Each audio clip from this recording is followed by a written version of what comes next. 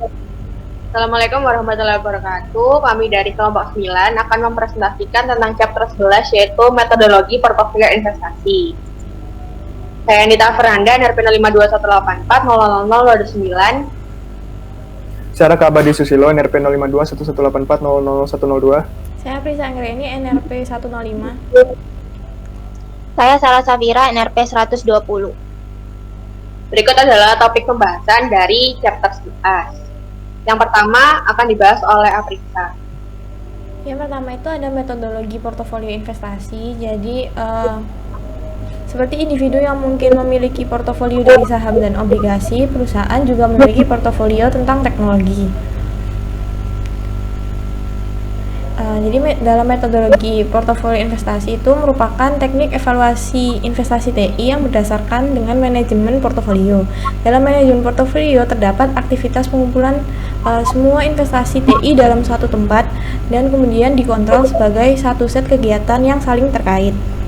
Manajemen portofolio menyediakan sarana untuk memonitor dan mengelola semua investasi TI dari suatu organisasi, sehingga manfaat, biaya, dan risiko investasi secara individunya itu dapat dinilai untuk menentukan apakah investasi tersebut memberikan kontribusi yang signifikan terhadap kinerja organisasi atau tidak. Kemudian manajemen portofolio merupakan proses yang berkesinambungan yang memandang investasi TI sebagai aset dan lawan dari biaya organisasi atau cost. Aset investasi TI itu harus dikelola dan dipantau terus-menerus untuk membuat keputusan investasi yang terbaik. Metodologi portofolio investasi paling baik itu dapat diterapkan dalam situasi di mana jumlah investasi TI secara individu besar dan ketika telah diputuskan bahwa penting untuk menyelaraskan investasi TI dengan strategi organisasi. Terdapat dua metodologi yang biasa digunakan, yakni pendekatan portofolio Ward dan metodologi pemetaan investasi Peter. Langsung next. Pendekatan portofolio Ward merupakan suatu teknik pengambilan keputusan investasi TI yang memandang investasi TI sebagai terbagi menjadi kategori yang berbeda dalam sebuah portofolio investasi TI. Jadi setiap kategori pada investasi TI itu berkaitan dengan jenis manfaat yang spesifik dan teknik evaluasi yang tepat.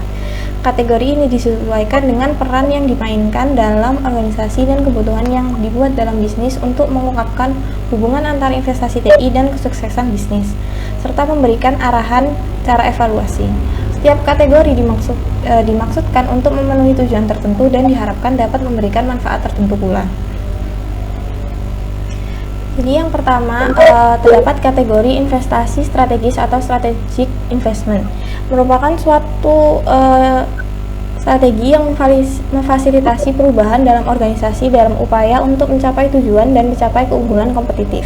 Investasi ini penting untuk mencapai tujuan bisnis dan pelaksanaan strategis organisasi. Manfaat dari investasi ini cenderung terjadi dengan cara berinovasi dan melakukan restrukturisasi proses bisnis internal dan hubungan eksternal. Kategori ini dapat menentukan biaya langsung dan beberapa manfaat kuantitatif, sementara manfaat intangible atau yang tidak terwujud dan tidak dapat dinyatakan dalam istilah kuantitatif akan dimasukkan ke dalam critical success atau risk factor. Cara terbaik untuk mengelola investasi strategis TI adalah dengan menggabungkan perencanaan bisnis organisasi dan perencanaan investasi TI, sehingga masalah-masalah bisnis dan strategi yang diterapkan tetap diperhatikan secara seimbang. Yang kedua, terdapat investasi yang berpotensi tinggi atau high potential investment. Jadi ini merupakan investasi yang mungkin penting atau tidak penting untuk kesuksesan bisnis. Investasi ini muncul karena perkembangan tujuan bisnis baru atau adanya kemajuan teknologi. Investasi ini tuh cenderung memiliki resiko yang lebih tinggi karena berkaitan dengan inovasi yang keuntungannya masih belum diketahui. Karenanya investasi ini tuh biasanya dimasukkan ke dalam investasi R&D atau Research and Development. Salah satu tujuan mengevaluasi investasi yang berpotensi tinggi ini itu untuk mengidentifikasi manfaat dari TI dan menganalisis efek yang diharapkan pada kinerja bisnis. Para ahli akan mengevaluasi dan menetapkan hasil evaluasi untuk memutuskan apakah harus berinvestasi atau tidak. Jika diterima dan sukses, maka investasi ini itu dapat diteruskan untuk menjadi investasi strategis, investasi pabrik, atau investasi pendukung. Investasi ini tuh juga dapat ditolak karena beberapa alasan. Jadi salah satunya itu kegagalan dalam hal prototipe. Yang ketiga, terdapat investasi pabrik atau factory investment. Biasanya ini disebut sebagai operational investment karena investasi ini itu meningkatkan efektivitas dan efisiensi proses bisnis dan kegiatan pada organisasi. Pada investasi ini, organisasi sangat bergantung untuk menciptakan eksekusi yang sukses dari operasi dan meningkatkan dukungan terhadap desain, pengembangan, produksi, dan hasil dari produk serta jasa. Manfaat investasi pabrik TI timbul dari keinginan menyelesaikan tugas dengan cepat dan dengan sumber daya yang terbatas atau sedikit. Pada evaluasi ini biasanya akan digunakan pendekatan studi kelayakan atau feasibility study. Terdapat 3 jenis kelayakan, yakni kelayakan teknis, kelayakan ekonomi, dan kelayakan operasional. Jadi yang pertama, contoh dari kelayakan teknis itu apakah hardware, software, dan sumber daya teknik ada untuk menerapkan TI. Kemudian contoh dari kelayakan ekonomi adalah apakah manfaat IT lebih besar daripada biayanya. Dan yang terakhir, kelayakan operasional, contohnya adalah apakah TI yang diusulkan sesuai dengan konteks manajerial dan organisasi yang ada. Selain menggunakan studi kelayakan, biasanya itu digunakan pendekatan secara terpusat, di mana standar check sheet item digunakan untuk mengevaluasi semua investasi pabrik TI secara konsisten, sehingga keputusan yang dibuat akan konsisten dari waktu ke waktu sehubungan dengan investasi pabrik TI. Jadi yang terakhir ada investasi pendukung atau support investment. Jadi merupakan investasi TI yang dapat meningkatkan efisiensi dari aktivitas pendukung pada organisasi. Aktivitas pendukung ini adalah aktivitas yang menjadi dasar untuk melakukan proses bisnis utama dan kegiatan organisasi. Manfaat utamanya itu meningkatkan efisiensi aktivitas pendukung dan produktivitas pada organisasi. Peningkatan produktivitas ini cenderung mudah diukur secara kuantitatif, yang memungkinkan beberapa bentuk analisis biaya manfaat menjadi teknik evaluasi yang paling tepat, karena mencakup metode yang membandingkan biaya kuantitatif dengan keuntungan kuantitatif dari suatu investasi TI. Seperti halnya dengan faktor investment, beberapa manfaat dari support investment mungkin tidak berwujud, dan teknik evaluasi yang tepat harus digunakan dalam hubungannya dengan analisis biaya manfaat untuk mengevaluasi support investment. Dan selanjutnya adalah mengevaluasi investasi individual. Jadi itu apa? Yaitu pendekatan portfolio work melibatkan beberapa langkah yang mungkin dilakukan untuk mengevaluasi investasi TI secara individual. Jadi beberapa di slide selanjutnya adalah langkah-langkahnya. Jadi yang pertama, membangun portofolio dari investasi TI yang berjalan. Tim dalam organisasi harus menentukan investasi mana yang termasuk dalam salah satu dari 4 kategori investasi yang sudah dijelaskan sebelumnya. Nah, untuk menyelesaikan ini, Board menyarankan untuk menentukan kontribusi strategis dari masing-masing investasi TI yang dapat dihitung sebagai tingkat investasi TI mana yang berjalan sesuai dengan tujuan yang ingin dicapai oleh organisasi dan faktor penentu kesuksesannya. Yang kedua, menentukan seberapa jauh tiap investasi TI membantu pencapaian tujuan dan faktor penentu kesuksesan dari perusahaan.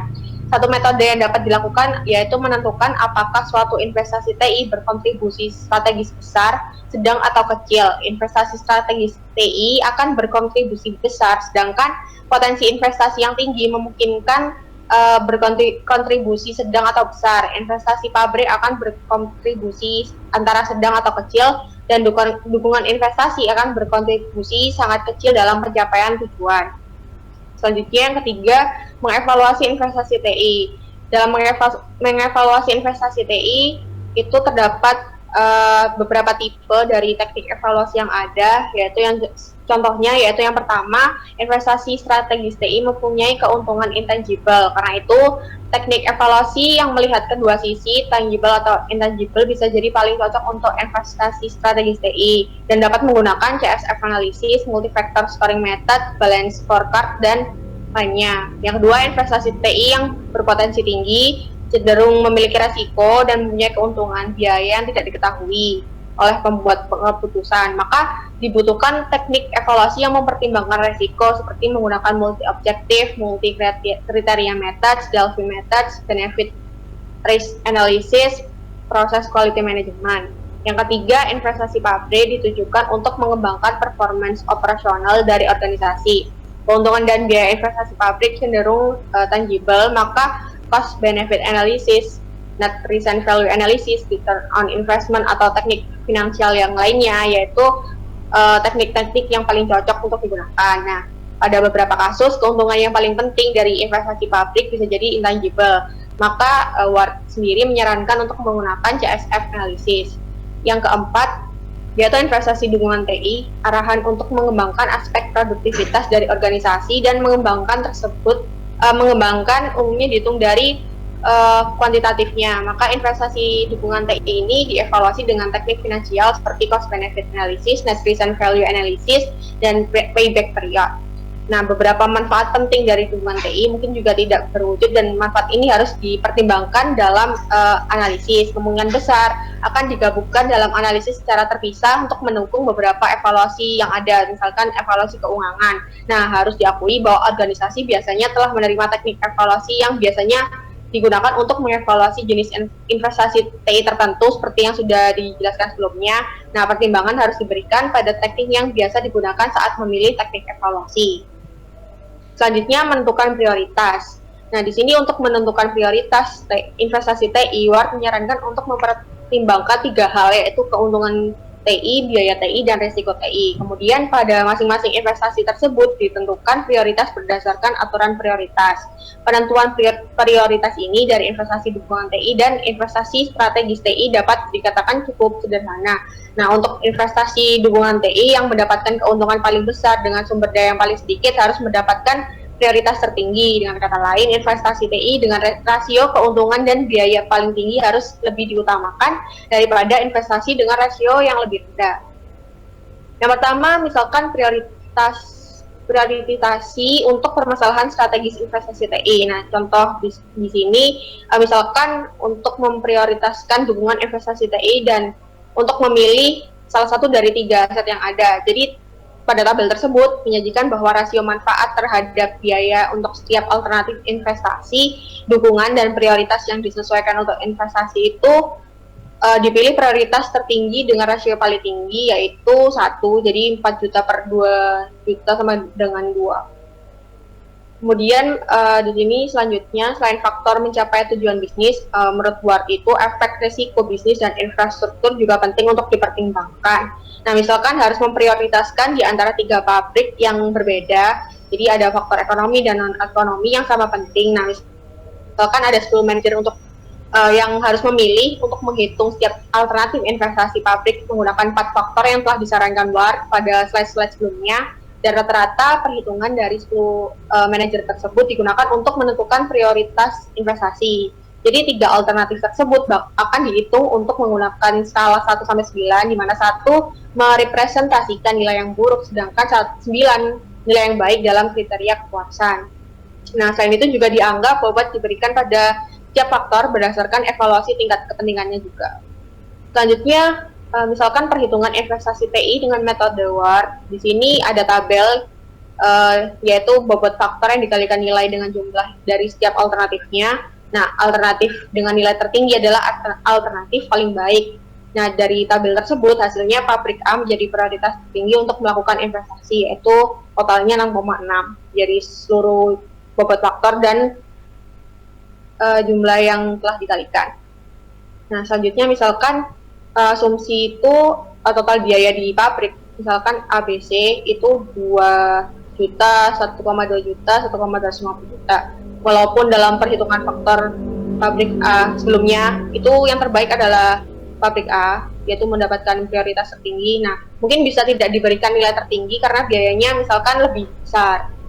Nah, di sini di rasio perhitungan keuntungan biaya itu diperhitungkan biayanya kan, jadi mungkin saja prioritas yang sebelumnya itu berbeda. Nah, biaya tentunya juga menjadi pertimbangan, dan dalam tabel itu ada perhitungan rasio biaya yang dikeluarkan. Nah, di sini itu pabrik B menjadi alternatif utama, jadi bukan pabrik A lagi selama belum ada peluang untuk munculnya faktor pertimbangan lain.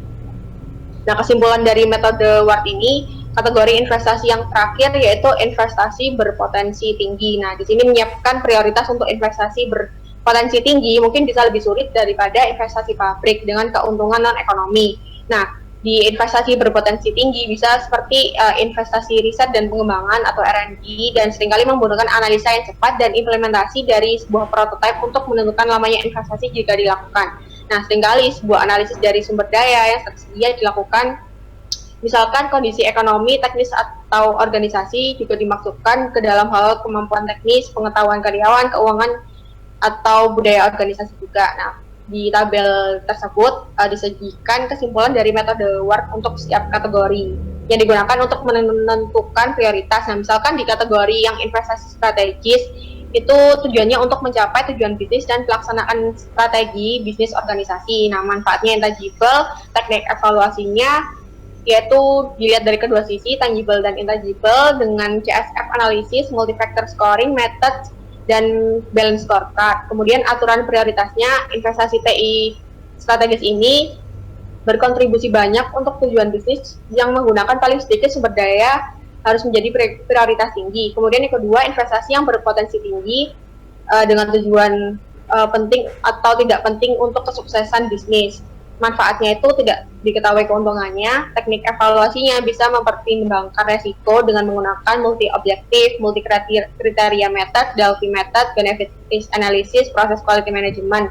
Nah, aturan prioritasnya itu investasi TI ini dengan menggunakan nilai CSF yang tertinggi atau faktor tertinggi untuk mendapatkan prioritas tertinggi. Selanjutnya investasi publik, yaitu untuk meningkatkan efektivitas dan efisiensi proses bisnis dan kegiatan pada organisasi. Manfaatnya yaitu keuntungan dan biaya investasi publik cenderung yang tangible. Teknik evaluasinya dapat menggunakan cost benefit analysis, net present value analysis, return on investment, dan CSF analysis. Aturan prioritasnya investasi TI dengan nilai tertinggi dengan mempertimbangkan ekonomi, CSF, risiko, dan pengembangan infrastruktur dengan sumber daya paling sedikit harus diprioritaskan paling tinggi. Yang terakhir, investasi pendukung, yaitu untuk meningkatkan efisiensi dan support activity pada organisasi. Manfaatnya efisiensi, peningkatan support activity, dan produktivitas pada organisasi. Teknik evaluasinya menggunakan cost benefit analysis, net present value analysis, dan payback period. Aturan prioritasnya investasi TI dengan keuntungan ekonomi yang paling tinggi dan menggunakan paling sedikit sumber daya yang harus menjadi prioritas utama. Selanjutnya ada metodologi pemetaan investasi akan dijelaskan oleh teman saya. Metodologi pemetaan investasi adalah teknik evaluasi yang komprehensif, yang terdiri dari rekomendasi untuk membuat sebuah peta portofolio investasi, evaluasi strategi TI secara keseluruhan, identifikasi dan evaluasi investasi individu, dan mengelola keuntungan secara implementasi. Metodologi ini digunakan sebagai alat manajemen TI secara keseluruhan untuk menilai dan memonitoring setiap aspek investasi TI. Pemetaan investasi dikembangkan oleh Glenn Peters sebagai metode untuk mengidentifikasi secara efektif manfaat tersebut. Memetakan portofolio investasi. Ini ada mengidentifikasi dan mengatur keperluan TI sangatlah penting untuk kesuksesan dari investasi TI. Dalam metodologi pemetaan investasi, dua faktor penentu yaitu vertikal, ditujukan dengan poin-poin per kotak, dan horizontal, ditujukan dengan poin-poin angka. Ada 3 jenis keuntungan yang meliputi. Yang pertama yaitu peningkatan produktivitas, yang kedua yaitu meminimalkan risiko, yaitu memperluas bisnis. Keuntungan ini harus dipandang sebagai sebuah kesatuan dari keuntungan yang ada. Keuntungan kontinu pada gambar di samping membantu pembuat keputusan menentukan penempatan investasi TI yang sebenarnya di dalam investasi. Skala dari 15 hingga 15 digunakan untuk menyatakan nilai keuntungan, di mana bukan berarti skala negatif mencerminkan kerugian, tapi hanya digunakan sebagai penanda investasi pada pemetaan portofolio investasi. Total angka pengukuran pada skala Peter ini adalah 30, dan masing-masing kotak kiri, tengah, dan kanan adalah penanda kategori investasi. Setelah semua kasus keuntungan dari identifikasi TI diidentifikasi dan diberi nilai pada skala horizontal, masing-masing dari kasus tersebut harus dikategorikan berdasarkan teori Peters, yaitu yang satu itu mendukung secara infrastruktur perusahaan seperti telekomunikasi, software, dan prosesor. Yang kedua yaitu secara rutin dapat mengoperasikan proses bisnis perusahaan, seperti jadwal rapat, financial report, dan procurement system. Yang ketiga itu dapat mempengaruhi pangsa pasar. Contohnya adalah ketika e-commerce berhasil membuat budaya konsumtif pada masyarakat kelas menengah ke atas. Seperti manfaat dari TI yang dipandang sebagai sebuah rangkaian, tipe-tipe dari investasi TI juga bisa dipandang sebagai sebuah rangkaian investasi. Gambar di samping bercerita mengenai bagaimana penjelasan dari setiap detail dari investasi TI pada portofolio yang hendak dibuat. Skala yang digunakan tetap sama dengan total 30. Perbedaannya hanyalah kasus yang dianggap teknikal akan masuk kepada skala min 15 hingga min 5. Gambar di samping menunjukkan beberapa investasi TI, seperti yang logistik dan kantor dan administrasi melintasi dua jenis investasi TI. Hal ini dikarenakan sistem logistik mungkin akan mempengaruhi pelanggan maupun pendukung proses bisnis, sementara sistem kantor dan administrasi mungkin akan mendukung proses bisnis dan merupakan bagian dari infrastruktur teknis. Investasi TI yang menyeberang ke berbagai kategori investasi cukup sebagai manfaat umum di pemetaan investasi. Mengevaluasi investasi TI. Nah, investasi TI selalu dapat digunakan sebagai tolak ukur dari strategi TI yang digunakan dalam menunjang proses bisnis perusahaan. Untuk melakukan evaluasi investasi TI yang telah dilakukan, selain mengkategorikan kasus yang telah terjadi pada skala 30 poin, diperlukan pula titik koordinat pada peta skala sebagai pembentuk portofolio tersebut. Nilai yang dihasilkan dari pemberian titik koordinat berfungsi untuk memberikan tempat pasti atau plot pada jenis investasi TI yang ada. Contoh, sebuah perusahaan mencoba untuk mengetahui apakah menggunakan sistem Electronic Data Interchange atau EDI akan membuat hubungan data mereka berjalan lebih baik dengan para supplier. Anggota decision maker sudah mengevaluasi dan mengidentifikasi bahwa EDI memang menguntungkan dan keuntungannya pun bersifat tangible, dan memberikan skor pada min 10 hingga 3 pada skala min 15 hingga 15. Keuntungan ini menaikkan produktivitas dan meminimalisir suatu risiko bagi perusahaan tersebut. Para decision maker juga menentukan bahwa EDI tersebut adalah suatu yang bersifat teknikal dan dapat membantu proses bisnis perusahaan. Akhirnya mereka pun memberikan nilai min 10 hingga min 4 pada skala min 15 hingga 15. Nah, berdasarkan gambar di samping, investasi TI diplot oval pada kisi-kisi portofolio investasi. Sebuah portofolio pemetaan investasi yang lengkap harus dibangun dengan memuat isi dari setiap investasi TI yang diperlukan untuk jenis evaluasi tertentu. Mapping portofolio di investasi bertujuan untuk yang pertama itu membantu membuat keputusan dengan tujuan tertentu. Seorang pembuat keputusan butuh melakukan evaluasi strategi TI berdasarkan plot yang tersaji, sehingga akan terlihat apakah seluruh strategi perusahaan telah didukung dan membandingkan peta portofolio investasi dengan kompetitor. Yang kedua yaitu menentukan investasi TI secara individual sesuai dengan keseluruhan strategi bisnis perusahaan. Lebih jauh lagi, pembuat keputusan lebih mudah dalam menentukan teknik evaluasi investasi, seperti cost benefit analysis, net present value analysis, atau payback period, untuk melengkapi metodologi portofolio investasi. Karena metodologi pemetaan investasi lebih berfokus pada identifikasi manfaat dan manajemen, Peters membangun framework dengan nama cost benefit hierarchy atau hierarki biaya manfaat yang membantu para pembuat keputusan dalam memilih matriks pengukuran untuk mengevaluasi manfaat investasi TI. Berikut adalah beberapa poin penting dari framework cost benefit hierarchy. Yang pertama yaitu digunakan untuk menilai manfaat investasi TI. Yang kedua, nilai manfaat berdasarkan pengaruh yang diharapkan dari para pembuat keputusan terhadap profitabilitas. Lalu yang ketiga, pada framework ini diasumsikan terdapat dua tipe manfaat yang mempengaruhi profitabilitas, yaitu terjadinya penghematan biaya dan menghasilkan pendapatan. Dari framework ini akan terlihat gambaran pengaruh variabel penghematan biaya pada profitabilitas, begitu juga dengan menghasilkan pendapatan. Untuk membuat cost benefit hierarchy atau hierarki biaya manfaat, langkah-langkahnya adalah sebagai berikut. Yang pertama adalah mengidentifikasi variabel kunci terukur yang merefleksikan pengaruh dari perkiraan manfaat terhadap kinerja perusahaan. Variabel terukur adalah sesuatu yang dapat diukur secara kuantitatif, tetapi bukan hal yang esensial dalam istilah moneter.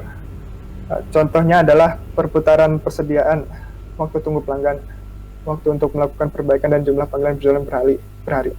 Diasumsikan seluruh manfaat baik tangible yang terlihat maupun intangible yang tidak terlihat dapat diukur secara kuantitatif.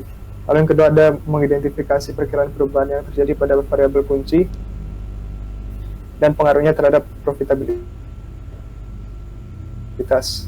Perkiraan perubahan berstimulkan digambarkan pada level kedua dari hierarki, sedangkan pengaruh terhadap profitabilitas digambarkan pada level atas. Lalu ini akan dijelaskan oleh teman saya. Kemudian itu mengolah manfaat yang udah dijelaskan sebelumnya, cost benefit hierarchy. Di sini itu mengolah manfaat itu akan mengidentifikasi perubahan yang diharapkan dalam key variables dan dampaknya terhadap profitabilitas perusahaan. Nah, perubahan dan efek yang diharapkan ini digambarkan pada tingkat kedua hierarki, sementara dampak pada profitabilitas digambarkan pada tingkat atas, seperti yang ditunjukkan pada gambar di samping. Pengambil keputusan mendiskusikan kemungkinan perubahan dari setiap key variabel dan menentukan dampak dari terhadap profitabilitas perusahaan. Misalkan mereka harus menilai dampak dari peningkatan loyalitas pelanggan pada profitabilitas perusahaan. Maka pengambil keputusan itu mungkin memutuskan bahwa variabel penjualan adalah ukuran pengganti yang paling tepat untuk meningkatkan loyalitas pelanggan. Dan investasi TI akan menghasilkan peningkatan penjualan sebesar 5%. Nah, kenaikan penjualan 5% dapat diterjemahkan ke dalam angka dolar yang mewakili dampak moneter pada profitabilitas. Setelah setiap pengaruh key variabel ditentukan, jumlah keseluruhan dapat dinilai untuk dampaknya terhadap profitabilitas perusahaan, yaitu jumlah dolar ditambahkan untuk mencapai peningkatan profitabilitas yang diharapkan secara keseluruhan. Peningkatan profitabilitas yang diharapkan dapat digunakan sebagai nilai keseluruhan manfaat yang dapat dikaitkan dengan investasi TI. Nilai ini dapat digunakan untuk mengevaluasi investasi TI alternatif dan sebagai masukan untuk jenis analisis lain, seperti dalam analisis net present value atau payback period analysis. Mengelola manfaat itu masuk ke tahap 3 dari metodologi pemetaan investasi, di mana tahap ini tuh mengelola manfaat dari TI sehingga mereka mendapatkan manfaat di organisasi itu benar-benar terwujud. Peters menyarankan penugasan tanggung jawab untuk manajer dalam rangka mencapai target variabel kunci didefinisikan ketika membuat cost benefit hierarki. Dalam contoh yang tadi yang sudah disebutkan, diasumsikan bahwa investasi TI akan meningkatkan loyalitas pelanggan dan meningkatkan penjualan sebesar 5%.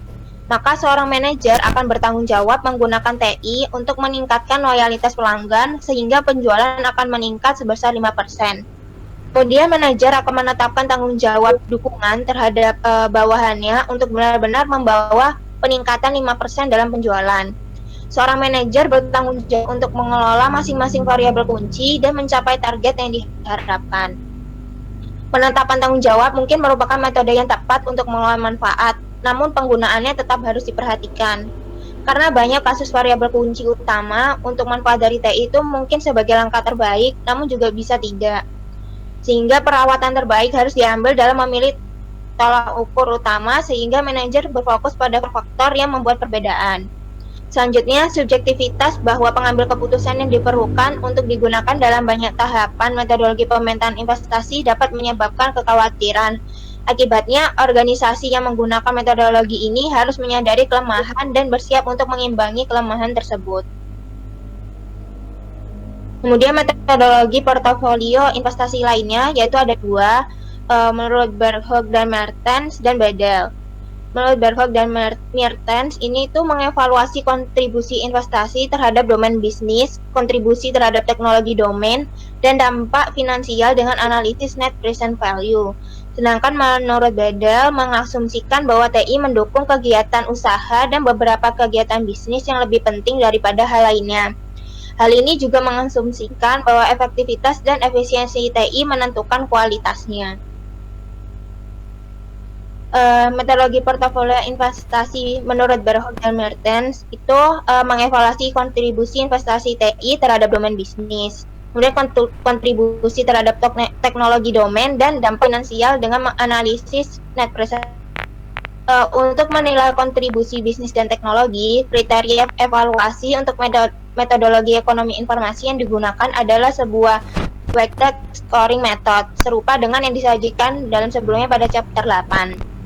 Investasi TI diplot pada peta dengan kontribusi terhadap domain bisnis pada sumbu vertikal dan kontribusi terhadap teknologi domain pada sumbu horizontal.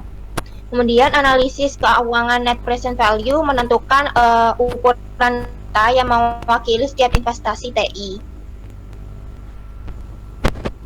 Ini merupakan contoh dari metode portofolio investasi Berghog dan Mertens. Kedua yaitu metodologi portofolio investasi menurut Bedel. Ini akan mengasumsikan bahwa TI itu mendukung kegiatan usaha dan kegiatan bisnis itu lebih penting daripada hal lainnya. Hal ini juga mengasumsikan bahwa efektivitas dan efisiensi TI menentukan kualitasnya. Investasi TI diprioritaskan dengan skor total kontribusi dihitung sebagai skor untuk pentingnya sebuah TI, kemudian dikalikan dengan skor untuk kualitas sebuah TI. Ketiga portofolio yang dibentuk untuk menunjukkan secara keseluruhan strategi investasi, bidang investasi dari semua kegiatan usaha, dan daerah investasi kegiatan tertentu. Pentingnya investasi TI merupakan sumbu vertikal, sementara kualitas dari investasi TI merupakan sumbu horizontal. Aplikasi manajemen portofolio mungkin sangat sederhana atau bisa jadi sangat kompleks. Itu berdasarkan teori portofolio menurut model Markowitz yang digunakan untuk mengevaluasi investasi TI. Selanjutnya yaitu ada pertanyaan diskusi. Jadi soal pertama, bagaimana metode portofolio berbeda dengan metode finansial dasar seperti return on investment? Apakah mereka benar-benar berbeda? Jadi metode keuangan dasar atau lebih dikenal dengan keputusan penganggaran modal atau capital budgeting decision itu lebih berfokus pada real assets, misalnya mesin, fasilitas, manajemen expertise, dan TI. Sedangkan portofolio merupakan teknik evaluasi investasi TI berdasarkan manajemen portofolio. Dalam manajemen portofolio terdapat aktivitas pengumpulan semua investasi TI dalam satu tempat dan dikontrol sebagai satu set kegiatan yang saling terkait. Dalam portofolio sendiri biasanya terdapat kumpulan investasi keuangan seperti saham, obligasi, komoditas, uang tunai, dan setara dengan kas, termasuk dana tertutup dan dana yang diperdagangkan di bursa atau ETF. Berbeda dengan metode keuangan dasar, portofolio dapat berisi berbagai macam aset, termasuk real estate, seni, dan investasi pribadi. Metode keuangan dasar akan menggunakan perhitungan yang sederhana untuk menghitung keuntungan, payback period, dan sebagainya. Sedangkan portofolio berdasarkan pada data historis investasi TI dengan metode evaluasi yang dapat bersifat subjektif maupun objektif tergantung kepada tujuan organisasi. Namun bisa dibilang bahwa kedua metode tersebut memiliki tujuan akhir yang sama, yakni mendapatkan keuntungan terbaik dengan cost dan risk yang paling sedikit. Soal kedua yaitu di mana kita menggunakan champion dalam metodologi WARC. Jadi investasi berpotensi tinggi yaitu investasi yang mungkin atau mungkin tidak penting untuk kesuksesan bisnis. Nah, investasi ini muncul karena perkembangan tujuan bisnis baru atau kemajuan teknologi. Nah, cenderung dikaitkan dengan lebih banyak resiko dibandingkan jenis investasi lain karena manfaatnya tidak diketahui. Nah, karena itu tidak jelas apakah manfaat itu penting atau tidak untuk meningkatkan kinerja organisasi. Nah, salah satu tujuannya itu untuk mengidentifikasi manfaat TI adalah menganalisis pengaruh yang diharapkan terhadap kinerja bisnis. Nah, akibatnya harus dikembangkan dan dilaksanakan dengan cepat dan murah untuk menentukan apakah investasi itu penting dan atau esensial untuk kesuksesan bisnis atau tidak. Nah, champion ini akan mendukung dan menganjurkan organisasi untuk melakukan investasi TI yang berpotensi tinggi dan harus mengevaluasi dan merepresentasikan hasil evaluasi kepada manajemen. Nah, kemudian manajemen akan memutuskan apakah akan berinvestasi atau tidak. Jika diterima dan berhasil, beberapa investasi berpotensi tinggi dapat menjadi investasi strategis. Nah, investasi pabrik atau investasi pendukung. Investasi berpotensi tinggi lainnya mungkin ditolak di awal dan yang lainnya mungkin dibatalkan sehingga prototipe gagal. Kemudian mengapa kita perlu champion? Nah, menetapkan prioritas untuk investasi berpotensi tinggi mungkin lebih sulit daripada investasi pabrik dengan benefit non-ekonomi. Nah, investasi berpotensi tinggi dapat disamakan dengan investasi research and development yang seringkali memerlukan analisis yang cepat dan implementasi di prototipe untuk menentukan kelangsungan hidup organisasi. Seringkali analisis ini terhadap sumber daya yang tersedia dilakukan dan kemudian diambil keputusannya yang terbaik untuk menggunakan sumber daya tersebut. Sumber daya ini mungkin bersifat ekonomi, teknis, organisasi, dan mencakup hal-hal yang seperti keterampilan teknis, pengetahuan karyawan, dana yang tersedia, dan budaya organisasi. Nah, seringkali champion dari proyek itu akan memilih ide untuk meningkatkan kinerja organisasi. Champion akan mengevaluasi investasi TI yang tersedia dan memberikan saran kepada manajemen tentang alternatif terbaik. Champion proyek yang membuat kasus terbaik sering menerima persetujuan untuk investasi. Nah, seorang champion proyek dapat memilih untuk menggunakan semua jenis teknik evaluasi untuk menyarankan rekomendasi untuk investasi. Nah, analisis CSF juga dapat digunakan untuk mendukung kasus proyek champion tersebut. Selanjutnya, metode pemeringkatan faktor dapat digunakan untuk menilai faktor seperti CSF untuk mengevaluasi investasi berpotensi tinggi, yang mana dapat mendapatkan prioritas di atas yang lainnya. Nah, aturan prioritas untuk investasi berpotensi tinggi mungkin tidak secara resmi dinyatakan dalam organisasi, tapi secara informal. Karena CSF paling berpengaruh dan antusiasme champion sendiri harus mendapatkan prioritas tinggi. Nah, investasi berpotensi besar perlu dianalisis dan prototipe harus diterapkan dengan cepat untuk mendapatkan pemahaman yang lebih baik tentang efek sebenarnya. Nah, champion mencoba untuk mendapatkan persetujuan untuk prototipe atau sistem yang lengkap. Beberapa bentuk evaluasi akan diperlukan untuk menentukan prioritas investasi. Nah, biasanya faktor antusiasme dari champion ini dan faktor lain yang menentukan seberapa baik investasi akan membantu dalam memenuhi tujuan organisasi digunakan untuk menentukan prioritas. Kemudian soal yang ketiga yaitu sebuah studi kelayakan yang dibutuhkan dalam metodologi WORD. Mengapa? Manfaat investasi pabrik TI cenderung timbul dari keinginan menyelesaikan tugas-tugas lebih cepat dengan sumber daya yang lebih sedikit dan dari menghubungkan kegiatan usaha. Sehingga WORD menyarankan menggunakan pendekatan studi kelayakan yang ketat untuk mengevaluasi investasi pabrik TI.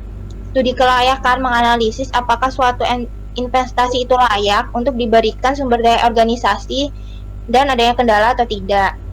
Adapun 3 jenis kelayakan yang harus dilakukan yaitu pertama, kelayakan teknis, apakah hardware, software, dan sumber daya teknis ada untuk menerapkan TI. Yang kedua, kelayakan ekonomi, apakah manfaat IT lebih besar daripada biaya. Yang ketiga, kelayakan operasional, apakah TI yang diusulkan sesuai dengan konteks manajerial dan organisasi yang ada.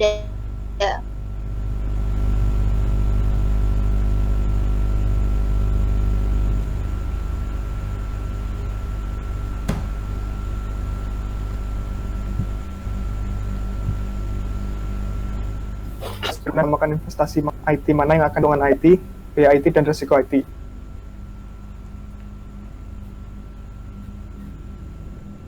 Yang akan sangat berguna bagi perusahaan dalam mengambil keputusan dengan memutuskan bahwa investasi IT dengan keuntungan terbanyak dan kerugian tersedikit akan mendapatkan prioritas tertinggi dibanding. Kemudian soal 5 yaitu apakah pemetaan investasi hanya latihan grafis atau apakah itu membantu dalam perencanaan keputusan TI? Bagaimana? Pemetaan investasi membantu dalam perencanaan keputusan TI. Dalam metodologi pemetaan investasi terdapat 2 faktor penentu, yaitu vertikal yang ditunjukkan dengan poin-poin per kotak dan horizontal ditunjukkan dengan poin-poin angka. Selain itu, Peters mengidentifikasikan 3 jenis keuntungan yang meliputi peningkatan produktivitas, kemudian meminimalkan resiko, dan memperluas bisnis. Keuntungan kontinum membantu pembuat keputusan menentukan penempatan investasi TI yang sebenarnya di dalam investasi. Kemudian ada skala dari min 15 hingga 15 digunakan untuk menyatakan nilai keuntungan, di mana bukan berarti skala negatif mencerminkan kerugian, tapi hanya digunakan sebagai penanda investasi pada pemetaan portofolio investasi. Kemudian decision makers mengelompokkan kasus yang terjadi selama investasi TI sesuai kategori vertikal dan diberi nilai pada skala horizontal. Masing-masing dari kasus tersebut harus dikategorikan berdasarkan mendukung secara infrastruktur, dapat mengoperasikan proses bisnis, dan dapat mempengaruhi pangsa pasar. Kasus yang dianggap teknikal akan masuk pada skala min 15 hingga min 5. Nah, lalu pada soal nomor 6 yaitu mengapa kita harus memiliki baik manfaat dan orientasi kontinum dalam metodologi Peters. Dikarenakan tidak semua investasi dapat memberikan semua manfaat dan orientasi sekaligus, maka perusahaan harus memilih manfaat dan orientasi yang tepat untuk suatu kebutuhan pada suatu investasi. Sebagai contoh, perusahaan ingin menerapkan sistem informasi pendataan stok barang, maka perusahaan bisa memutuskan apakah manfaat dari investasi tersebut dapat meningkatkan produktivitas, dan apakah orientasi tersebut berada di antara infrastruktur dan proses bisnis. Nah, dengan ini, maka suatu investasi harus memiliki manfaat dan orientasi agar suatu kebutuhan dapat terselesaikan. Selanjutnya soal nomor 7, bagaimana penilaian dari min 15 ke plus 15 mencoba untuk mencapai dalam metodologi Peters. Jadi skala min 15 hingga plus 15 digunakan untuk kontinum manfaat, di mana investasi yang lebih terwujud dinilai dalam skala 0 hingga min 15 dan yang kurang terwujud diberi peringkat pada skala 0 hingga plus 15. Yang seperti yang dijelaskan bahwa poin negatif ini tidak mewakili nilai negatif, namun tetapi hanya digunakan untuk merencanakan investasi pada peta portofolio. Dalam evaluasi proses pengambilan keputusan akan mengidentifikasi manfaat utama yang spesifik dari suatu investasi TI, kemudian menentukan skor tangibility. Dengan skala yang sama dari min 15 hingga plus 15 juga akan digunakan untuk menilai orientasi investasi dari sebuah investasi TI.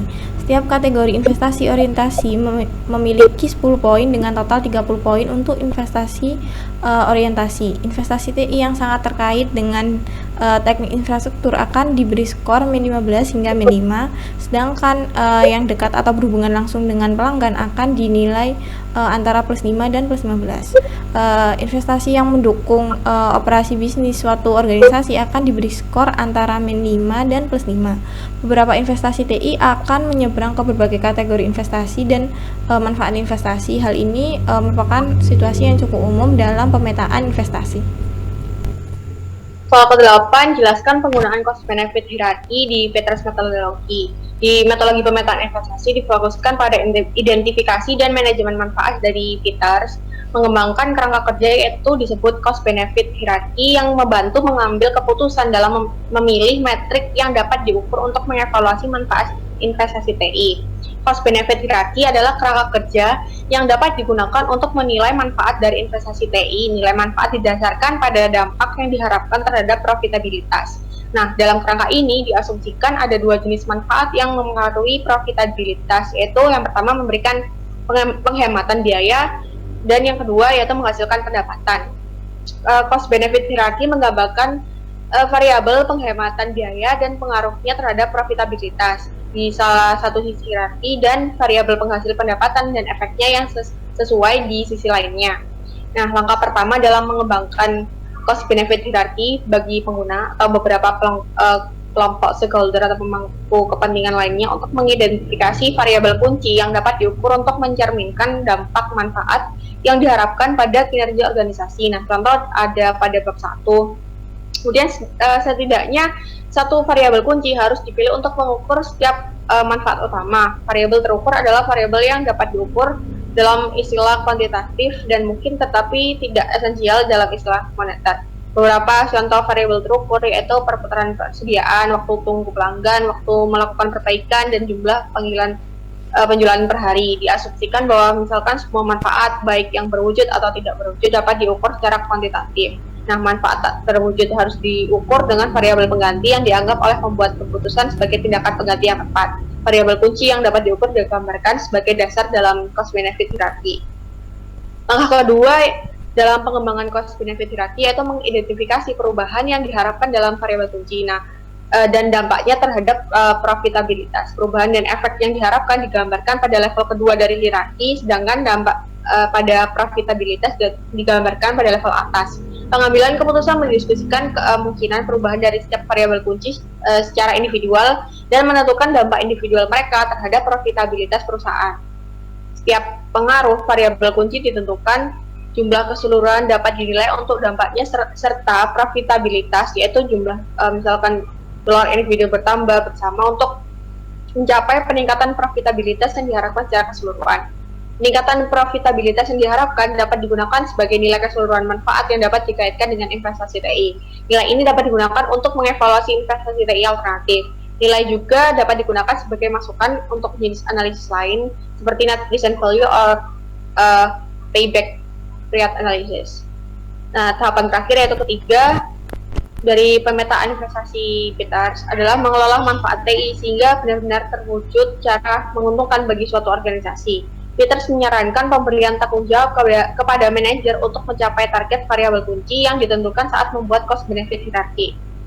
Memberikan tanggung jawab mungkin merupakan metode yang tepat untuk mengelola manfaat, tapi penggunaannya harus hati-hati karena banyak kasus variabel kunci yaitu pengganti untuk manfaat utama TI, dan variabel kunci ini mungkin atau bukan ukuran yang baik. Jadi harus diberikan alasan untuk memilih tindakan pengganti sehingga benar-benar mengukur apa yang ingin diukur, dan manajer harus berfokus pada faktor-faktor yang membuat perbedaan. Lebih lanjut lagi, subjektivitas harus digunakan untuk oleh pengambil keputusan dalam banyak metodologi pemetaan investasi dapat menimbulkan banyak hal. Jadi misalkan aktivitas pengambilan keputusannya itu organisasi yang menggunakan metodologi ini tuh harus menyadari kerugian dan bersiap untuk mengimbangi kerugian tersebut. Selanjutnya ada studi kasus pemetaan portofolio aplikasi investasi IT menurut persepsi level manajemen dan investasi IT terhadap kinerja organisasi. Studi kasus pada BPR Mustika Utama Kolaka Sulawesi Tenggara. Yang pertama akan dijelaskan oleh Afrisa. Jadi latar belakangnya Bank Mustika Utama sebagai salah satu bank perkreditan rakyat atau BPR yang bergerak dalam bisnis perbankan, yakni menerima simpanan dalam bentuk deposito dan tabungan lalu menyalurkan dana dalam bentuk kredit. Berdasarkan tinjauan operasionalnya, investasi IT BPR Mustika Utama belum maksimal, selain karena faktor dana yang terbatas. Kurangnya pemahaman mengenai investasi IT menyebabkan sirkulasi informasi tidak searah, dan ini sangat mempengaruhi produktivitas personil dalam level organisasi. Penelitian ini sangat penting karena pihak lower management masih sering disepelekan perannya, padahal mereka lah yang terlibat langsung dalam melaksanakan kegiatan perencanaan operasional sistem. Dengan adanya perencanaan strategis SI atau TI yang tepat melalui pemilihan pendekatan mapping portofolio investasi, kita dapat memahami peran dari level manajemen organisasi, begitupun kontribusinya dalam investasi IT, sehingga mampu menggambarkan ketercapaian investasi IT yang menyeluruh guna menciptakan lingkungan kondusif bagi peningkatan kinerja bisnis organisasi BPR Mustika Utama Kolaka. Dengan pertimbangan bahwa selama ini perencanaan di mas strategis berupa investasi IT, BPR Mustika Utama Kolaka masih menggunakan teknologi tradisional. Selanjutnya akan dijelaskan oleh Sarah. Analisis pemahaman situasi saat ini, yaitu tahap ini terbagi atas dua, yaitu penggunaan strategi WART dan PEPART untuk membedakan strategi IT serta strategi bisnis dan analisis SWOT. Yang pertama ini adalah analisis bisnis. Di dalam internal ada visi, misi, dan lingkungan organisasional. Kemudian di eksternal, penelitian ini menggunakan analisis space, di mana ada politik, ekonomi, sosial, dan teknologi. Kemudian yang kedua yaitu pemakaian aplikasi saat ini menggunakan PISA dan Crystal Report. Kemudian penggolongan portofolio aplikasi saat ini, yang pertama portofolio aplikasi menurut persepsi top manajemen. Kemudian menurut persepsi middle management. Kemudian portofolio aplikasi menurut persepsi lower management. Dan di sini ada arsitektur aplikasi saat ini. Kemudian analisis eksternal SITI hampir sama dengan analisis eksternal bisnis, di mana menggunakan analisis PES terhadap tren teknologi yang diterapkan perusahaan. Potensi aplikasi yang diharapkan akan memberi sebuah pengukuran relatif mengenai kontribusi dari SI atau TI terhadap bisnis yang sedang berjalan. Kemudian ada analisis SWOT yang digunakan untuk menjabarkan strength, weakness, kemudian opportunity serta threat dari BPR dalam menjalankan aktivitas bisnis, di mana hasil dari analisis ini akan memberikan faktor kunci keberhasilan untuk dapat menentukan strategi mana yang telah menghimpun seluruh kepentingan level manajemen BPR.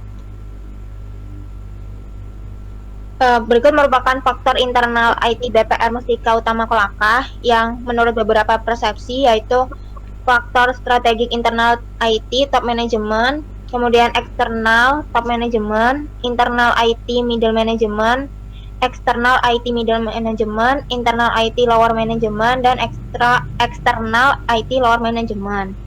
Kemudian skor pencapaian persepsi level manajemen itu disederhanakan ke dalam dua tabel, yaitu ringkasan persepsi SWOT IT dan analisis SWOT dan grafik SWOT. Kemudian mengacu pada penelitian Arif Afandi, Hakim Ghazali, dan Febi Artmodini, serta hasil wawancara langsung dengan informan diperoleh informasi mengenai spesifikasi kebutuhan mereka atas aplikasi BPR. Identifikasi potensial aplikasi yang dibangun dalam analisis SWOT berdasarkan data dan informasi dari masing-masing level manajemen. Kemudian data itu dihasilkan potensi aplikasi yang dapat digunakan untuk mendukung pencapaian tersebut. Berikut merupakan beberapa data yang akan diperoleh dari beberapa pihak level manajemen. Yang pertama, ada identifikasi potensial IT SWOT menurut persepsi top manajemen. Yang kedua, aplikasi potensial yang dapat dibangun dari fitur aplikasi top manajemen. Yang ketiga, potensial aplikasi manajemen. Keempat, potensial fitur aplikasi untuk middle manajemen. Yang kelima, potensial aplikasi untuk lower manajemen. Dan yang keenam, aplikasi potensial yang dapat dibangun dari fitur aplikasi untuk lower manajemen. Matriks SWOT ini merupakan hasil analisa yang memberikan faktor kunci dari keberhasilan sehingga dapat menentukan strategi mana yang akan dilaksanakan. Yang selanjutnya yaitu analisis pemahaman situasi masa mendatang. Jadi di sini ada analisis critical success factor CSF. Yang pertama, analisis CSF untuk aktivitas peningkatan profit margin, kedua penurunan cost management, ketiga peningkatan kepuasan nasabah, keempat peningkatan kualitas layanan, kelima peningkatan volume pelayanan, keenam peningkatan fungsi bisnis, ketujuh peningkatan kinerja bidang operasional, kedelapan peningkatan inovasi layanan, ke-9 peningkatan produktivitas kerja karyawan, ke-10 peningkatan linkage program, ke-11 peningkatan kepuasan kerja karyawan, 12 peningkatan knowledge management. Nah, di sini ada merupakan identifikasi aplikasi potensial dari CSF, dipetakan menurut aktivitas dan kebutuhannya masing-masing pengguna dan dapat disajikan dalam beberapa tabel identifikasi kebutuhan aplikasi potensial CSF. Jadi di sini ada aktivitas, kebutuhan informasi, aplikasi potensial yang digunakan, kemudian penggunanya, top management, middle management, dan lower management.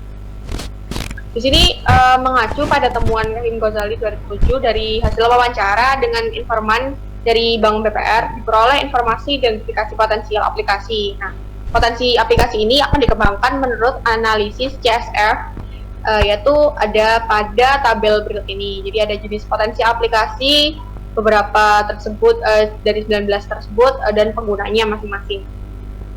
Selanjutnya ada analisis critical value chain. Di sini analisis ini bertujuan untuk mengidentifikasi value chain dalam meningkatkan value nasabah atau untuk menekankan biaya manajemen cost management. Dalam penelitian ini, analisis value digunakan untuk melihat rantai aktivitas dari masing-masing level manajemen, sehingga dapat diperoleh perbedaan persepsi mengenai aktivitas bisnis maupun IT dari yang ada di BPR. Yaitu ada di tabel tersebut. Kemudian langkah selanjutnya adalah menganalisis ketercapaian aktivitas masing-masing level manajemen menurut wawancara langsung dengan informan, dengan menilai kekuatan masing-masing level dalam mengupayakan realisasi kesuksesan bisnis. Mengacu pada temuan Rahim Ghazali, Arif Effendi, serta hasil wawancara langsung dengan informan, diperoleh informasi mengenai potensi aplikasi yang dapat dikembangkan antara lain sebagai berikut, yaitu ada jenis potensi aplikasi, 18 aplikasi, serta penggunaan aplikasinya di berbagai level manajemen. Selanjutnya, analisis IT Balance Scorecard. Setelah dilakukan analisis SWOT yang menggambarkan situasi aktual dari internal organisasi dan eksternal organisasi yang memengaruhi proses bisnis organisasi, maka langkah selanjutnya adalah dengan melakukan pemetaan IT Balance Scorecard. Tujuan utama dari IT Balance Scorecard ini yaitu menjadi tolak ukur suksesnya atau gagalnya penyelenggaraan suatu bisnis microbanking adalah kinerja organisasi yang meliputi kualitas kerja, kemampuan kerja, serta kepuasan dan komitmen karyawan. Nah, adapun tahap penyusunan IT Balance Scorecard dalam penelitian ini di study case ini yaitu yang pertama menyusun Key Performance Indicator. Ada 4. Yang pertama indeks capaian indikator kinerja utama IKO. Kedua, nilai sasaran strategis NSS. Yang ketiga, nilai kinerja perspektif NKP. Yang keempat, nilai kinerja unit NKO. Yang kedua, menyusun peta strategi, yaitu isu-isu strategis yang ada dikelompokkan ke dalam 4 perspektif IT Balance Scorecard, yaitu perspektif corporate contribution, perspektif customer orientation, perspektif operational excellence, dan perspektif future orientation. 4 perspektif tersebut diletakkan ke dalam perspektif yang relevan dengan level manajemen seperti peta yang digambarkan pada slide ini. Selanjutnya, analisis IT Balance Scorecard. Yang pertama berdasarkan peta strategi. Selanjutnya adalah penjabaran perspektif IT Balance Scorecard ke dalam inisiatif strategik berdasarkan persepsi level manajemen serta pengukuran indeks kerja IKO. IKO merupakan dasar bagi pemetaan portofolio investasi IT di mana hasil pengukuran indeks pencapaian IKO dan status per jenis IKO BPR pada tahun 2016, yaitu yang pertama perspektif corporate contribution IT balance scorecard menurut inisiatif level management, yang kedua menurut inisiatif strategic level management, yang ketiga menurut inisiatif operational excellence IT balance scorecard dari strategic level management, yang keempat perspektif future orientation dari inisiatif manajemen. Nah, berikut ini contoh pengukuran IKO pada corporate contribution IT balance scorecard. Selanjutnya, pengukuran nilai sasaran strategis didasarkan pada nilai capaian setiap IKO di pengukuran sebelumnya menjadi NSS, nilai sasaran strategis. Dan di sini dilakukan pembobotan untuk setiap perspektif IT balance scorecard dan status setiap NSS dari kinerja PPR mustika utama, yaitu dari corporate contribution nilai strategis, peningkatan margin profit dan penurunan cost management. Yang kedua dari customer orientation nilai sasaran strategis, peningkatan loyalitas nasabah dan kualitas layanan. Yang ketiga operational excellence terdiri dari 4 objektif strategis. Yang pertama peningkatan kinerja operasional yang unggul, kedua pengembangan fungsi bisnis, ketiga peningkatan produktivitas kerja karyawan, yang keempat peningkatan linkage program. Selanjutnya future orientation memiliki 2 objektif strategis yang masing-masing memiliki 3 inisiatif strategis, yaitu perlindungan terhadap risiko data dan pengembangan inovasi layanan. Nah, berikut ini contoh NSS dari pengembangan inovasi layanan indeks. Selanjutnya setelah ditentukan NSS pada langkah sebelumnya, maka ditentukan besaran nilai kinerja perspektif NKP untuk unit organisasi. Nah, hal ini bersifat fleksibel disesuaikan dengan karakteristik organisasi yang bersangkutan dengan mempertimbangkan prioritas perspektif yang menjadi fokus strategi organisasi. Nah, nilai kinerja tersebut dituliskan dalam persamaan berikut. Nah, hasil pengukuran kinerja perspektif NKP dari BPR adalah sebagai berikut. Di pertama ada perspektif corporate contribution, yang kedua perspektif customer orientation, yang ketiga operational excellence, yang keempat future orientation, yang terakhir adalah dari bobot total dari NKP. Nah, berikut ini contoh dari NKP bobot total. Selanjutnya setelah nilai kinerja perspektif sudah ditentukan, maka ditentukan nilai kinerja unit NKO. Nah, hal ini berfungsi sebagai nilai kinerja PPR yang sudah dapat diketahui. Nah, hal ini ditentukan untuk menentukan cara menjumlahkan seluruh NKP, yaitu pada tabel berikut ini. Nah, berdasarkan hasil perhitungan tersebut, nah, misalkan 101,83 itu NKO berstatus hijau. Nah, dapat ditarik kesimpulan bahwa kinerja PT BPR dengan menggunakan metode IT BSC sangat baik. Nah, dan sudah cukup terjadi keseimbangan antara aspek finansial dan non-finansialnya. Nah, tetapi bukan agar ada pengukuran karena perusahaan harus melakukan perbaikan-perbaikan khusus pada komponen perspektif operational excellence yang masih memiliki sedikit kurang dibandingkan dengan yang lainnya. Selain itu, perbaikan pada komponen sasaran strategis lainnya seperti peningkatan kerjasama dengan pihak ketiga dalam menjalankan bisnis khususnya kredit berjangka dan juga masih berstatus hijau, sedangkan bisnis di masa mendatang dapat benar-benar memberikan keuntungan kompetitif bagi perusahaan. Selanjutnya, analisis IT Balance Scorecard mengacu pada penelitian Arif Afandi, Kawem Ghazali, Febri Anmudini, serta hasil wawancara langsung kepada informan BPR. Didapatkan beberapa data yang diperoleh dari pihak level manajemen. Yang pertama, potensial aplikasi top manajemen dalam IT BSC, daftar fitur pendukung pada top manajemen, aplikasi potensial pendukung perspektif middle management, daftar aplikasi potensial beserta fitur pendukung perspektif middle management dalam IT BSC, aplikasi potensial pendukung persepsi lower management, serta daftar aplikasi potensial dengan fitur pendukung persepsi lower management. Di sini ada dua contoh. Yang pertama, potensial aplikasi top management dalam ITBSC, dan daftar fitur pendukung aplikasi top management dalam ITBSC. Selanjutnya akan dijelaskan oleh HK. Berikut adalah klasifikasi aplikasi di masa yang akan datang. Nah, di sini ada klasifikasi menurut McFarlane. Klasifikasi portofolio aplikasi dilakukan dengan cara menentukan kuadran masing-masing aplikasi berdasarkan kriteria McFarlane. Nah, yang A yaitu berikut klasifikasi potensi aplikasi menurut persepsi top, middle, dan lower management. Di sini ada strategic, potensial, key operational, dan support. Nah, merujuk pada penelitian Effendi Arif dan Ghazali, dalam penelitian ini digunakan pernyataan arahan untuk memudahkan pengelompokan aplikasi ke dalam sistem.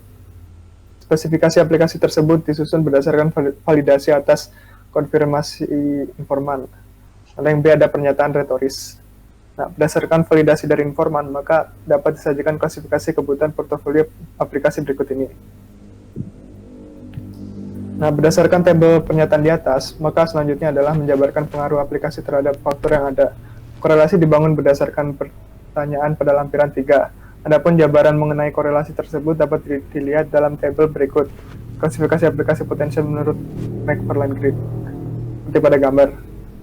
Nah, klasifikasi aplikasi BPR Mustika Utama Kolaka mengacu pada penelitian Arif Effendi bahwa peta sistem aplikasi di atas merupakan representasi dari konsep ideal dari aplikasi yang dapat digunakan sebagai arahan yang mendukung struktur bisnis. Adapun manfaat dari aplikasi ini adalah sebagai berikut. Yang pertama itu sebagai dasar identifikasi hubungan antara proses bisnis dan dukungan SI yang nyata. Lalu yang kedua yaitu sebagai dasar untuk memetakan aplikasi-aplikasi dan interaksinya. Yang ketiga ada sebagai dasar untuk mendapatkan prioritas implementasi aplikasi. Selanjutnya ada pemetaan portofolio investasi TI. Yang pertama, proses pemetaan portofolio investasi TI.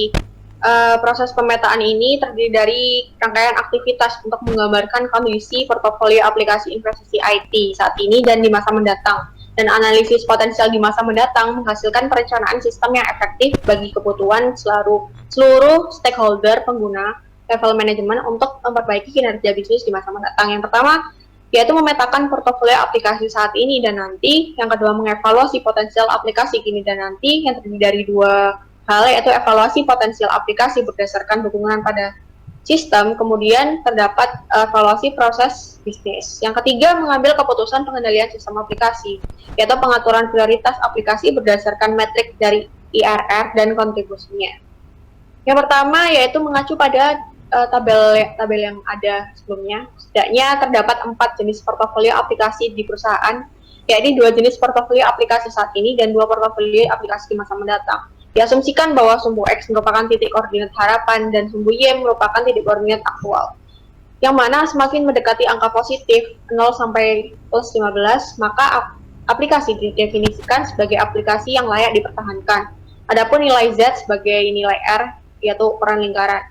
Berikut merupakan tabel dari interval dimensi investasi IT. Dari pengaruh biaya IT, manfaat IT, dan risiko IT. Nah, potensial aplikasi diidentifikasi pada interval antara minus 15 hingga 0 sampai 5,0 merupakan aplikasi existing yang harus dipertahankan untuk 5 tahun mendatang. Sedangkan aplikasi dengan skor 6,0 sampai plus 15,0 merupakan aplikasi pendukung dari aplikasi sekarang yang diperlukan untuk evaluasi ke depannya serta benar-benar merefleksikan kebutuhan top, middle, dan lower management.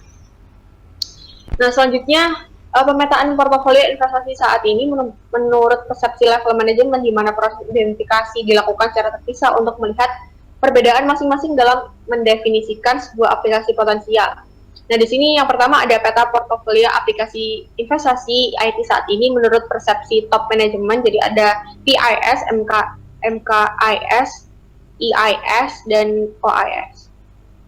Setelah mengetahui posisi investasi IT menurut persepsi top manajemen, selanjutnya memetakan portofolio kinerja dengan memperhatikan standar investasi interval kinerja organisasi, yaitu dengan menggunakan skala interval kinerja organisasi seperti pada tabel tersebut.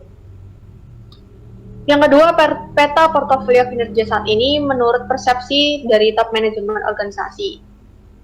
Selanjutnya, yang ketiga, peta portofolio aplikasi saat ini menurut top manajemen dengan mengacu pada gambar sebelumnya. Yang kedua, dapat disimpulkan bahwa aplikasi terletak pada manfaat IT dan resiko IT sumbu X dan antara kemampuan kerja dan dan kepuasan kerja sumbu Y. Aplikasi tersebut merupakan Procurement Information System, Executive Information System, Marketing Information System, dan Office Automation System, seperti pada gambar tersebut.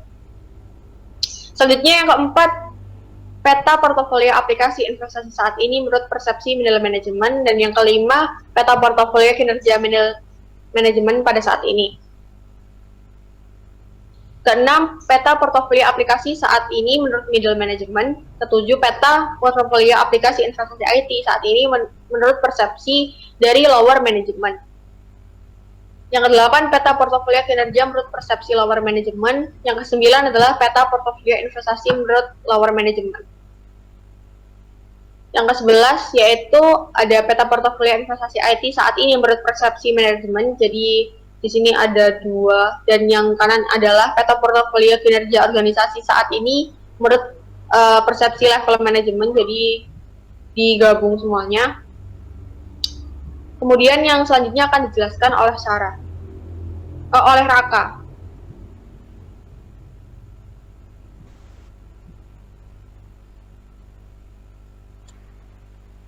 Kak, unmute. Pemetaan portofolio aplikasi di masa mendatang.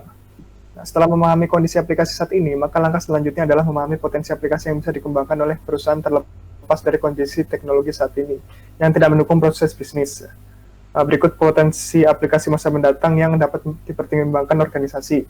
Dalam peta portofolio aplikasi masa mendatang, setidaknya terdapat 7 aplikasi potensial yang dapat dikembangkan oleh organisasi di mana top manajemen mengajukan aplikasi Group Support System sebagai aplikasi potensial di masa mendatang yang mampu mendukung pengambilan keputusan organisasi dalam yang objektif. Gambar pemetaan aplikasi masa mendatang top manajemen ditampilkan dalam gambar berikut ini. Yang pertama itu peta portofolio aplikasi potensial di masa mendatang bagi top manajemen. Yang kedua yaitu ada portofolio kinerja organisasi menurut persepsi middle management. Dan yang ketiga ada peta portofolio investasi IT middle management di masa mendatang. Yang keempat ada portofolio kinerja organisasi masa mendatang menurut persepsi middle management. Yang kelima ada peta portofolio aplikasi masa mendatang menurut persepsi lower management. Yang keenam ada portofolio kinerja organisasi menurut persepsi lower management. Dan yang ketujuh ada ringkasan peta aplikasi potensial di masa mendatang. Yang kedelapan ada peta kinerja harapan portofolio aplikasi di masa mendatang. Selanjutnya, evaluasi potensial aplikasi ini dan nanti akan dijelaskan oleh Sarah. Evaluasi kriteria kunci potensial aplikasi BPR saat ini. Proses evaluasi dalam tahap ini itu melibatkan identifikasi terhadap variabel kunci dari masing-masing potensi aplikasi. Variabel kunci antara satu departemen akan berbeda dengan departemen yang lain. Perbedaan persepsi dalam menghasilkan dukungan investasi IT dapat dilihat dalam tabel berikut ini. Yang pertama, mengidentifikasi komponen aplikasi beserta variabel kunci yang mempengaruhi eksistensi dari aplikasi. Kedua, aplikasi yang dievaluasi saat ini yang masih belum optimal dalam meningkatkan produktivitas kerja karyawan. Yang ketiga, proses identifikasi ini dilakukan untuk menemukan celah yang menjadi akar masalah dari fenomena produktivitas paradoks. Ini merupakan tabel hasil evaluasi dari variabel kunci investasi IT.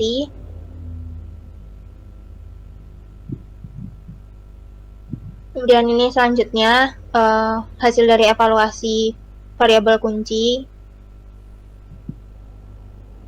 dan tabel terakhir. Berdasarkan tabel 3 yang tadi itu dapat disimpulkan bahwa 16 aplikasi yang digunakan memiliki fungsi unik yang berbeda satu dengan yang lainnya.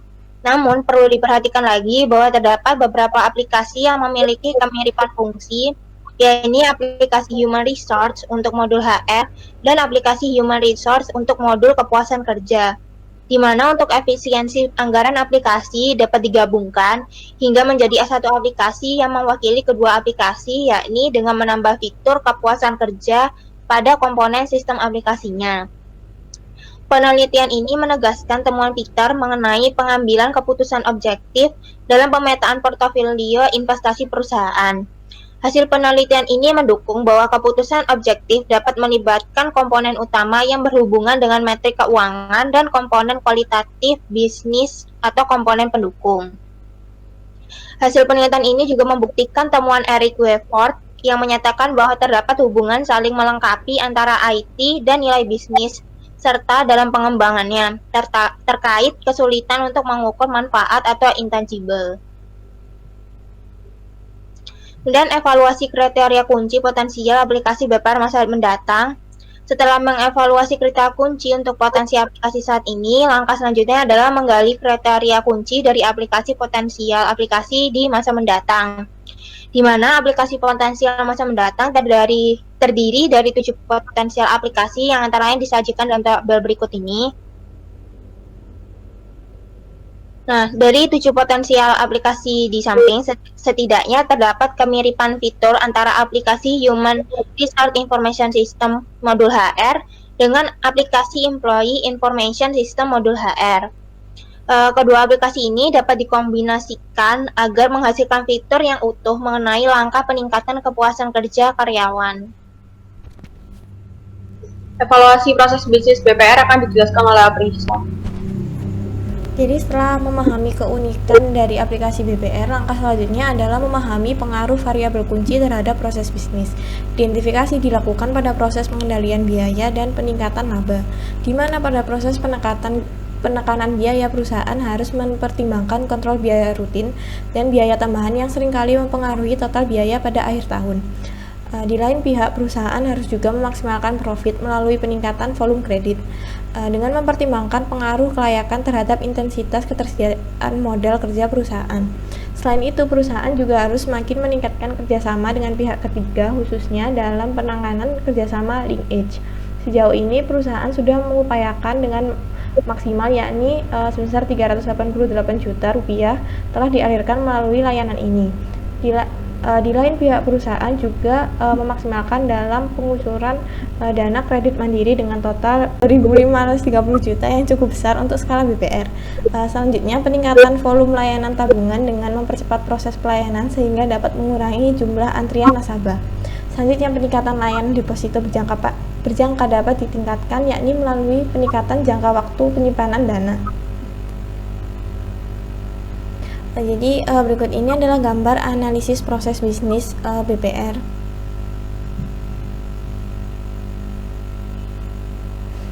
Proses bisnis BPR ini berdasarkan gambar sebelumnya dapat disimpulkan bahwa perusahaan lebih fokus dalam penanganan kredit langsung daripada kredit melalui linkage program. Karena tingkat keuntungan yang lebih besar, persentase denda yang diterima juga cukup menjanjikan, yakni sebesar 30% dari dana pelunasan kredit berjangka. Peningkatan kontrol biaya juga harus lebih diperhatikan, khususnya biaya overhead yang cukup tinggi, yakni 291 juta agar meningkatkan modal kerja perusahaan. Perusahaan harus mengontrol juga aktivitas lainnya yang dapat memicu meningkatnya biaya manajemen. Peter menyatakan bahwa walaupun nilai pengembalian investasi IT atas suatu aplikasi berada pada titik negatif, harus tetap dicatat karena secara umum nilai tersebut memiliki keterikatan dengan kebijakan strategi organisasi secara keseluruhan. Dengan demikian, penulis mempertimbangkan pendapat Evios yang dalam studinya menyoroti mengenai ketidaktelitian pengukuran produktivitas perusahaan, di mana produktivitas dapat diukur secara akurat dan secara real. Di sisi lain, keuntungan dalam unit output real per unit memiliki input yang nyata, yakni unit IT. Dalam studinya, Peter mengidentifikasi masalah produktivitas IT di sektor manufaktur bahwa masih terdapat gap dan dapat disempurnakan dalam identifikasi produktivitas di sektor jasa. Selanjutnya, mengambil keputusan penggunaan aplikasi akan dijelaskan oleh Sarah. Mengambil keputusan penggunaan aplikasi merupakan proses tahap akhir dalam pemetaan portofolio aplikasi, di mana tahapan ini melibatkan metrik finansial sebagai ukuran kesuksesannya melalui metode net present value dan internal rate of return untuk memprediksi tingkat pengembalian dan nilai finansial dari seluruh aplikasi, baik yang produktif maupun yang belum digunakan di masa mendatang. Perhitungan NPV dan IRR aplikasi yang saat ini ditunjukkan pada tabel sebelah kiri dan masa mendatang di sebelah kanan. Nah, Kesimpulannya apa sih? Ya, jadi kesimpulan yang didapatkan berdasarkan hasil temuan mapping portofolio investasi IT ditemukan bahwa terdapat 16 aplikasi yang memiliki irisan dengan indikator kemampuan kerja dan manfaat IT.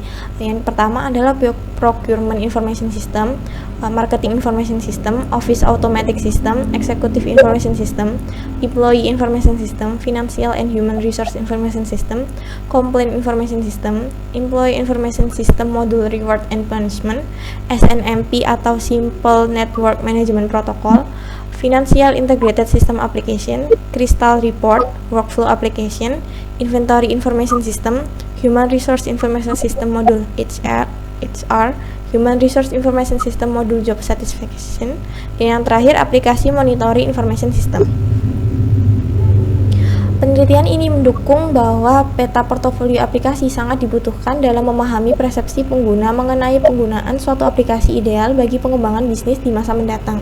Pertimbangan multifaktor seperti risiko terkecil IT menjadi faktor yang tidak dapat dihindari dalam pengadaan suatu teknologi baru. Dan dengan pendekatan ini menjadi sebuah wahana baru bagi pemetaan portofolio IT yang tidak hanya mempertimbangkan aspek pengembalian tetapi juga aspek lain seperti risiko IT yang tidak dapat dihindari sebagai konsekuensi dari peningkatan bisnis organisasi. Dan dari kami, terima kasih telah menonton.